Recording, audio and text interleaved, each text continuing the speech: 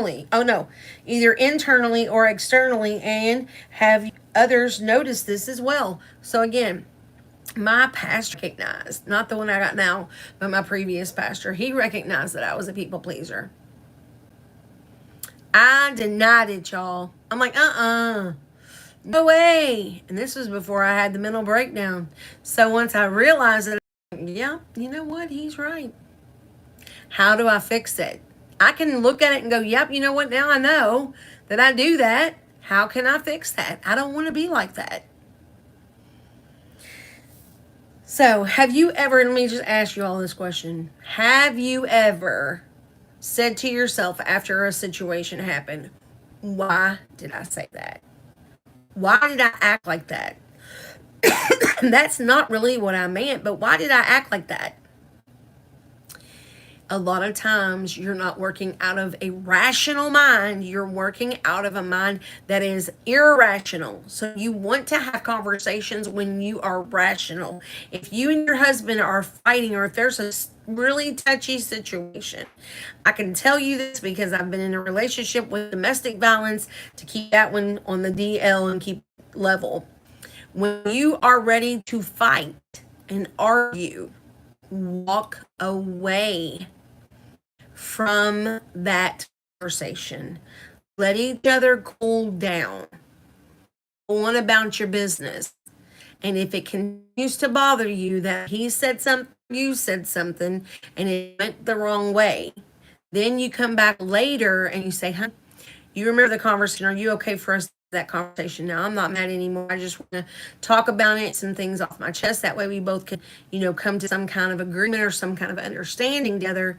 And then we're not going to be at each other's throats if it comes back up.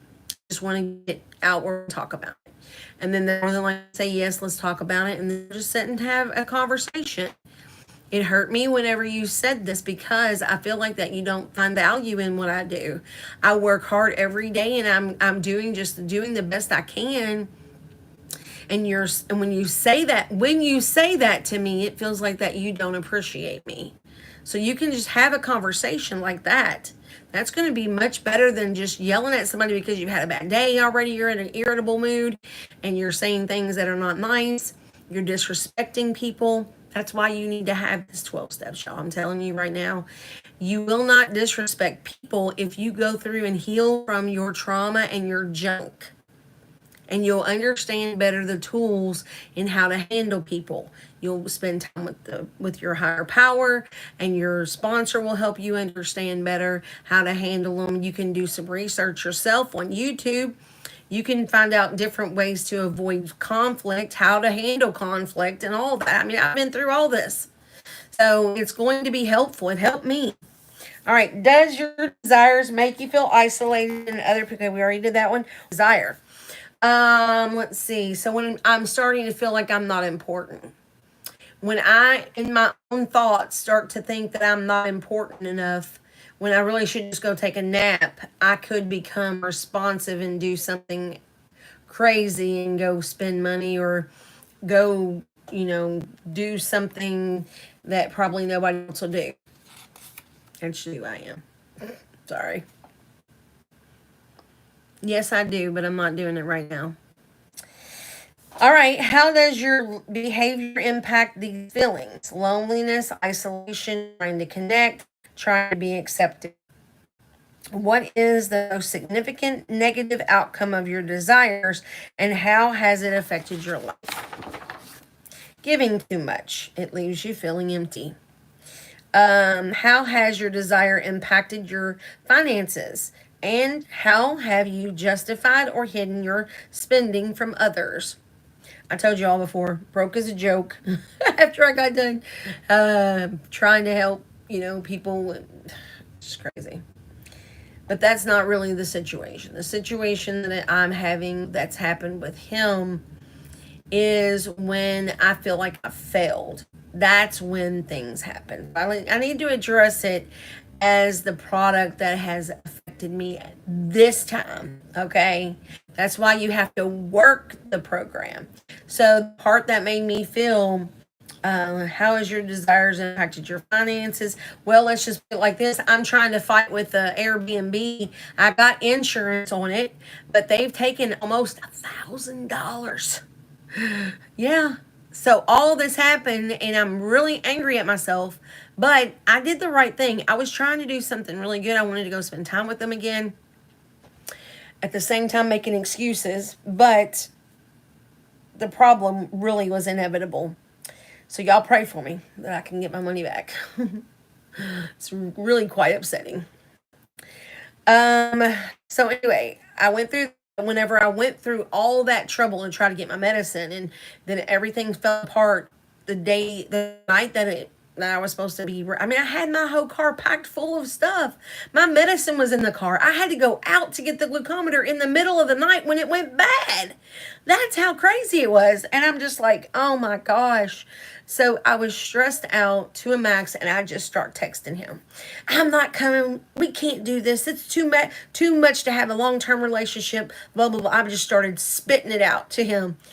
And I shouldn't have done that. I should have just went to bed, decided to take care of it the next morning, but instead I reacted. So I got to make sure I don't do that anymore. See, these are things I'm teaching myself to do. Calm down. Just when you get mad, bring it in for a little bit. Maybe do some coloring. I've heard the different things you can do. Art, maybe even watching a TV show or taking a nap at this point. You just can't keep reacting when you're angry, because when you do, you hurt other people. All right, have you experienced any physical or mental health issues because of your desire? Yeah, because I wound up giving, and then whenever I gave so much, then I felt depleted. Or in this case, I worked so hard at it, when it didn't come to pass like I hoped it would, then I felt like a failure again. Which puts me back into overeating. It puts me back into shame. It puts me back into upset with myself, and I can't complete the things I wanted. Like, I start talking to myself badly. But you see, I've already went through the whole biblical aspect of this. And because if I don't control myself and stay in spirit and not in flesh, that's what happened that night. I got in flesh. But in spirit, I should have said Philippians 4:8. If it's not honorable, if it's not, I'll have to look it up to give you all of this stuff. There's a bunch of them. Honorable, praiseworthy. So all the things that I was thinking in myself was none of that. That already went out the window. I can hurt other people by words that I say, and I did. He didn't respond for a few days. It actually wasn't until I came on the live and apologized that he texted me back. In any case, I'm good on every situation. I'm not in any hurry to get married. I'm not in any hurry. You know what I mean? He's got a lot going on down there. I can't get upset with him about it. He needs to take care of his business. But at the same point, I've got to make sure that I'm handling mine correctly too. You work with different people. You know what I'm saying? You got to be respectful to different people. You can't just fly off the handle when things get out of control and you miss your entire $2,000 or $3,000 vacation trip in one night. That's why I was really upset. Not to mention, put in all the effort to get the medicine. I mean, I was just fired up, man, from the whole thing. So my flesh definitely took over. Have you ever done something that you did not want to do, but engaged in it anyway because of your desire? I wanted to go down there and see him, and I spent all this money to go do it, and then it wound up not working out. Hard lesson. So I figure the Lord worked out. If it's meant to be, it'll be. So, have you ever put yourself in danger? Yes, I've drove from Louisiana all the way back by myself. I got mad. So there you go. It's crazy. It's crazy what we'll do.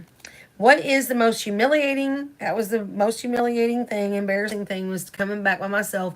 I was terrified. Let me just tell y'all something. Memphis is scary.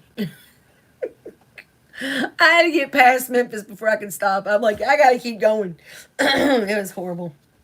Have you ever, and that's kind of why I don't want to travel by myself. I said the next time I'm going to ask Christy My cousin who she'll go with me. That way I ain't got to worry about it. She'll just stay with me down there. Have you ever manipulated or exploited other people to fulfill your desire? Like I said, my manipulation was to have them care about me because I work for them. My actions help to prove myself and my value to people. And that's not how we should see that. Our value is simply that we exist, that we were able to be born. God sees us and calls us the apple of his eye. Nothing can separate us from the love of God. We are beautifully and wonderfully made. So every single part of just who we are is enough.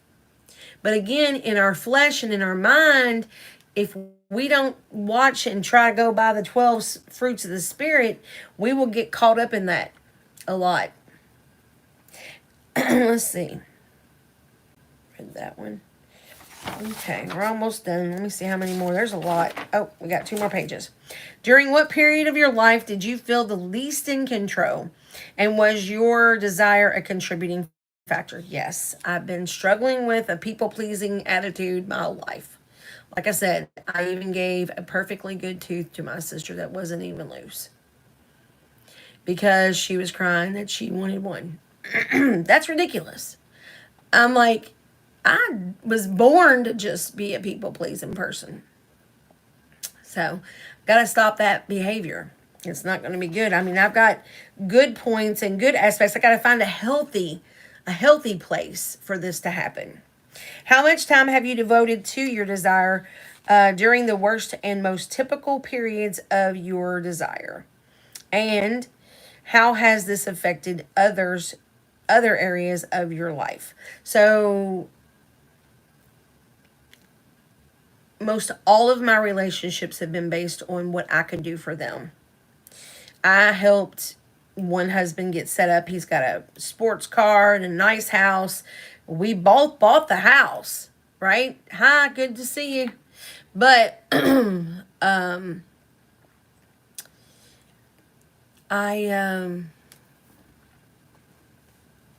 couldn't take any more of it. That's what I'm saying is I give and give and give and give and give until I can't anymore for whatever reason. And I don't want to put myself in that no more. So I've learned, and I don't want to hurt Darren in the fact that, I've got these walls up because I don't want to be like that with him. So that's why I'm trying to do these 12 steps so I can do a healthy healing so that my future relationships will be better. Have you ever betrayed someone else due to your desire? And how did you justify it to yourself? Again, mine's just point blank, but yours may be something else. Yours may be that you don't want anybody else to tell you what to do. Yours may be, let me think.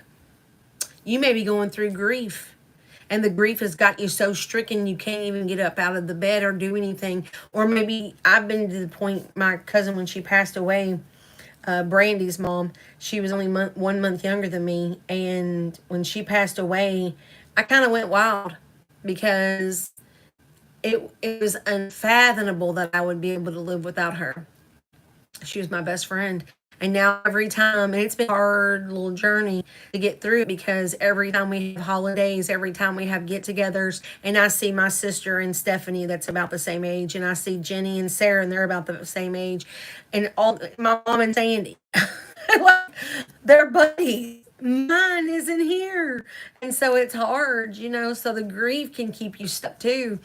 And so you have to learn biblically, what can I do? The Lord doesn't want us to stay stuck. He wants us to live for him and be happy that we still have life and live as sort of like a monument for them, remembering that they would want us to go on.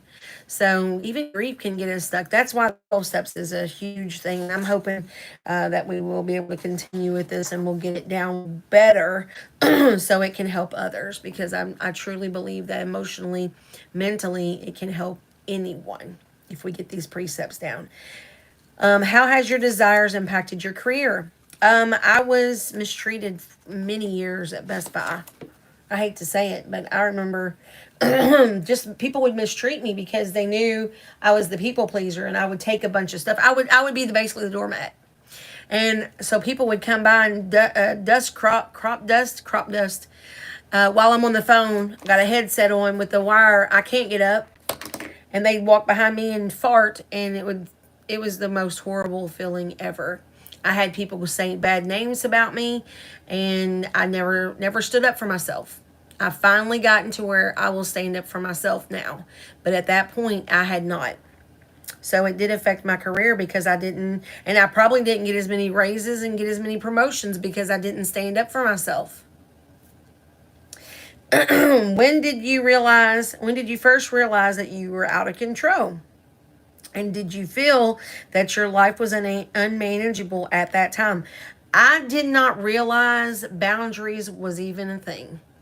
I thought my life was normal and this was how everybody functioned. That's how crazy it got. I thought that this was, in fact, I can remember at one point in my life that I believed God just created me to see how evil people could be. That is really a horrible, horrible thing to start believing in yourself from your higher power. That was hard. And I was like, this can't be. And so I had to go through this process, and I went through. The Bible helped me a whole lot. That's why I'm an advocate for the Bible as well. If you, I mean, you can I sat and read. There was something in there about how we get a crown or something like that. And then so happens, I mean, it was just like clockwork. On YouTube, when I pulled it up, there was a song, I Shall Wear a Crown. And I remember when I heard the song and I was going through therapy online during COVID or whatever, I was just so shamed. And I just felt like the crown being placed on my head while I'm just sitting there like this, like crying, just tears just streaming down my face. And I just felt like that, it was God telling me I still love you and you're still my princess. So it helped just reading the word, just listening to his music and putting him first. That's what I found to be most beneficial in all of this. Now, Monday of next week, we'll start doing step 2. Let me see what else it says back here. All right, let's read this part because some people have problems. Oh, it's for step 2. Let me read step 2 again.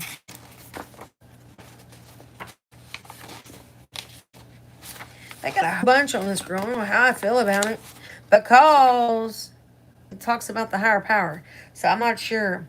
Like I said, I'm trying to get everything in my mind how it's going to be working out. The concept of having a higher power to guide us is an internal part of the 12-step vision of recovery, or healing is what I call it. Indeed, 6 of these steps deal directly with the relationship between between the members and God. This concept serves a crucial purpose in the process. Recovery involves a realization that our own best judgment has derailed our lives and led us to an unmanageable state. To pursue a better path in the future, we humbly put our life path in the hands of the higher power, which is God, in my opinion, Jesus Christ, Holy Spirit. This process is at the core of the first 2 steps. Why it's included in the 12-step program. The program encourages not only belief in a higher power, but rather forming a spiritual with the entity, which is an integral part of our lives. Many of us fall into addiction or hurts, habits, and relapse because we feel powerless and lose our self-esteem. Can everybody say amen to that? The cultivation of a daily relationship with our higher power can restore us. Talk to our higher power. Meditation helps us listen. This is the essence of step 11.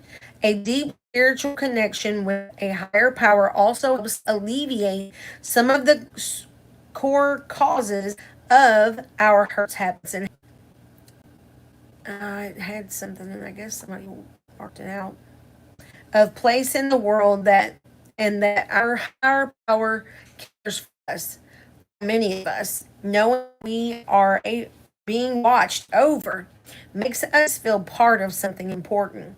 Knowing that we have a place in this world and that we aren't alone can motivate us to quit drinking or to quit having bad relationships or using it or getting over our grief. This can be a key part to recovery. I think it was my printer that messed up, actually. Perhaps the best realized portrayal of the role of the higher power is the early stages. In the early stages of this healing, this type of relationship is envisioned like this. I find myself in times of trouble. Mother Mary comes to me, speaking words of wisdom, let me. And in my hour of darkness, she's standing right in front of me, speaking words of wisdom, let it be. I love that. So that's by Paul McCartney. Handing over power to and recovery. It would be impossible to work the steps without one. If so, how do we choose one?